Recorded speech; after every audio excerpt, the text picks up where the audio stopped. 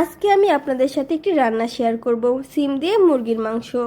শুনতে কেমন লাগলেও খেতে কিন্তু অনেক মজার। তাহলে চলুন শুরু করি।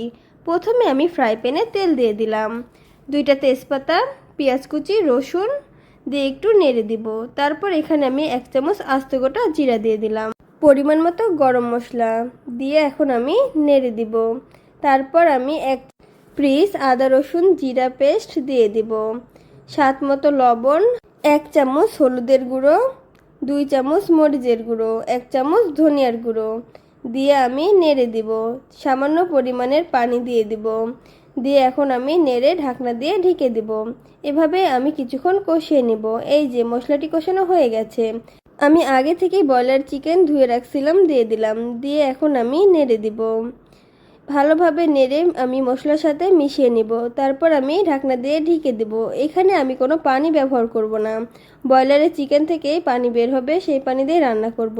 তারপর আমি এই যে সিমগুলো আগে থেকে কেটে ধুয়ে রাখছিলাম, আমি সিমগুলো বেশি ছোটও করিনি আবার বড়ও করিনি, এই মাপে কেটেছি। তারপরে দিয়ে দিলাম, দিয়ে ভালো করে নেড়ে দিব। তারপর আমি ঢাকনা দিয়ে ঢেকে দেব। এখানেও আমি পানি ব্যবহার করব না, এভাবে আমি কিছুক্ষণ কষিয়ে নিব।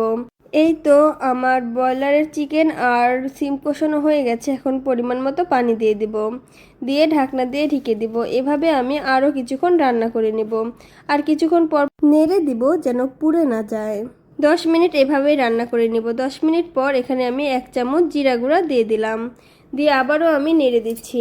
এইভাবে রান্না করলে খেতে কিন্তু অসাধারণ লাগে। আপনারাও অবশ্যই বাসায় একদিন ট্রাই করে দেখতে পারেন, অনেক মজার রেসিপি। এই তো আমার রান্না হয়ে গেছে, তুলে নিচ্ছি একটি বাটিতে। সিম দিয়ে মুরগির মাংসের রেসিপিটি ভালো লাগলে অবশ্যই লাইক কমেন্ট শেয়ার করে দিবেন। আল্লাহ হাফেজ।